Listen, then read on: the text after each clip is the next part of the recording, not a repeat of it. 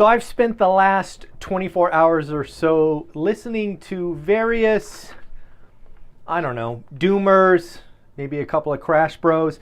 And the reason I wanted to do that was I wanted to understand their basic framework for the impending housing crash that they have been calling for 10 plus years. After spending several hours of watching the material, I have come up with three, unique arguments for why housing must crash and burn. What I thought I would do is go through all three examples, talk about them individually, and then maybe talk about them in collection. So the first one goes like this.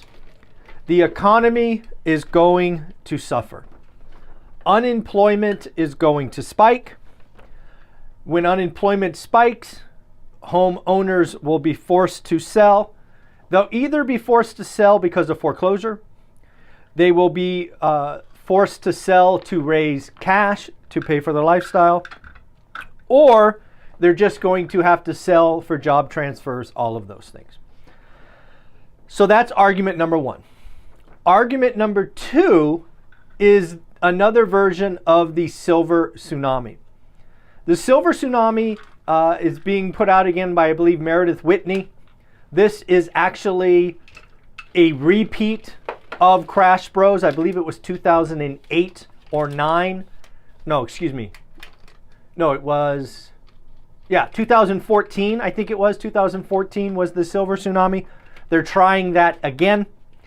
The basic idea is old people who have a home are going to be forced to sell or liquidate to either downsize, pay for medical care, old folks' homes, or again, raise cash. And then the third argument is non-QM, non-qualified mortgage business has exploded.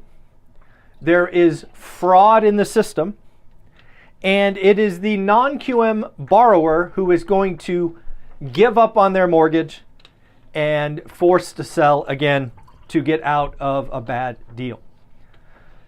There are other fringe Crash Bro stories, but I want to go through each of these, talk about them kind of logically how I see the scenario, because I'm always trying to see if I'm missing something. So let's go back to number one.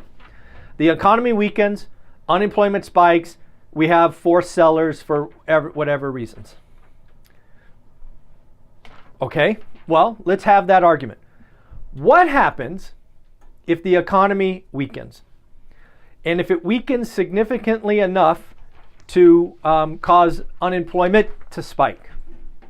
Well, what will happen? The Fed will come in, they will lower rates, they will stop QT, and they might even relaunch QE. Second, what have we just learned? If you've been in the real estate business for more than 15 years, you know that banks now have a new tool in their tool bag. When their customers en masse get in trouble, they unlock the magic of forbearance. Come to our website, click on a couple of buttons, you're in forbearance. You're buying time with no penalty until you can find a new job. Okay? And then lastly, this mass foreclosure wave, these Crash Bros who think foreclosures will start 90 days after someone is out of work don't understand the average foreclosure takes 1,000 days. 1,000 days, which is roughly 2.5, 3 years. So again, I am not here to tell you the economy can't weaken. I am not here to tell you that we can't get into a recession. I'm not even here to tell you that we won't have a bad and nasty recession. What I am saying, given that housing is a linchpin of the economy, 68% own a home, that the powers that be, should we have a nasty recession, will leverage the tools that worked during the pandemic, and we will delay problems. So, Yes, the economy could weaken. Yes, unemployment could go up, but I do not see forced sellers. Now, let's also just have a real conversation. Currently, the mortgage rate of all mortgage average is 3.6%, without including the 40% of homes that are owned free and clear. It's called the effective interest rate. When you take the effective interest rate of 3.6% against the loan balance of whatever the average is, 300 grand, the payment is lower than rent. So these folks are going to want to stay in their home. It doesn't make financial sense. Fixed rate debt, lowest expense, we have wage inflation, they will give up other things first. So if we do have a nasty recession, I expect credit cards to spike. I expect auto loans to spike. I do expect some forced sellers for sure, but it's not going to be the supply that the doomers talk about. So that's number one. Let's talk about the silver tsunami. I got to tell you, I like the silver tsunami just because it shows that Crash Bros aren't creative. They're starting to recycle why stuff is going to crash. So again, you could think about this, right? You got a mom and dad, grandpa, grandma, whatever, in this big house. They're all by themselves, right? The kids have moved away. They're getting older. They can't take care of it. It's too big. They can't go upstairs. You kind of get that. But are they going to be forced to sell en masse at the same time? Yes, baby boomers are getting older. Yes, baby boomers own a large percentage of homes. But I don't see, outside of some external event like a pandemic, where it forces everybody to do everything at one time. It's just, the silver tsunami is happening. Father Time is undefeated. But given medicine, given health, it's not going to be like an event where everybody lists their home at the same time. It's just going to be part and parcel to the process. Yes, there will be some folks selling their home all the time, and it will just trickle out. It won't be this huge event, in my opinion. The other thing that I think we're forgetting about, and again, if you are a part of the baby boom generation and you have a big home, I actually might recommend, or actually I'll say it this way, I would recommend you consider house hacking. What do I mean by that? Let's just assume you're 70 years old. You're a single lady. You're living in this big 5-bedroom house. Wouldn't it be great if you found 2 or 3 friends to rent out some of the bedrooms, lower your costs, and you could take care of each other? You could have community. You won't be alone. I really think and believe that we should push the idea of baby boomers house hacking their big homes. I think it makes wonderful sense. I think we would bring down depression and just isolation.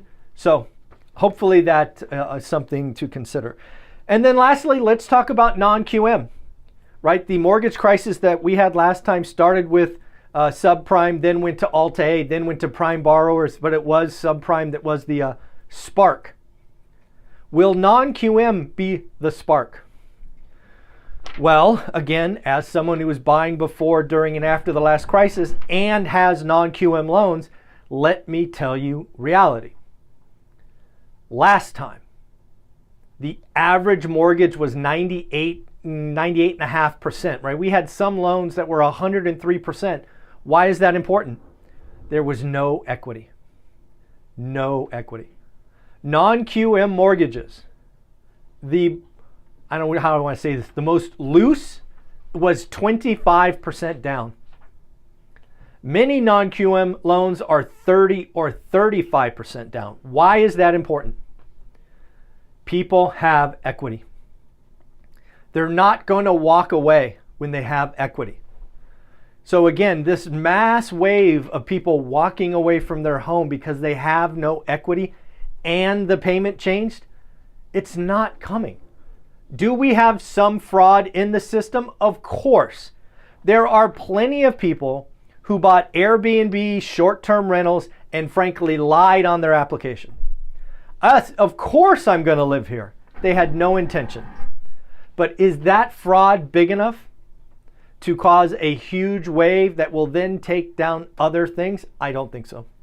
Yes, there will be some problems. Yes, some people will get in trouble, but it won't be this huge wave. Why? Because again, they have equity. Do you walk away from something that you have equity in, or do you try to sell it? Do you try to do a sub 2 or some kind of wrap or whatever it is? So again, I am sure there are other crash bro scenarios.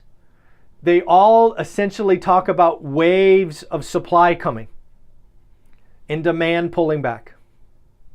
Well, did you know that at 8% mortgages, we still did 3.8 million transactions?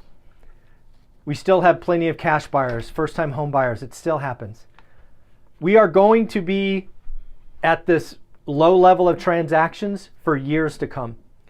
The crash bros missed it. We had a crash. It was just in transactions.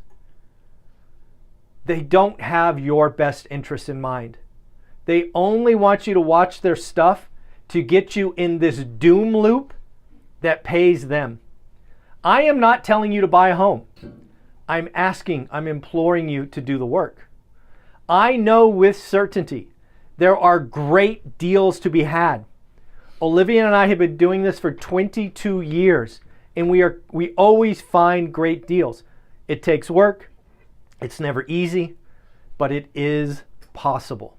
Believe in yourself. Stop staying in the parking lot. Start looking for deals, networking, getting a buy box, and doing the work. Have a wonderful holiday season.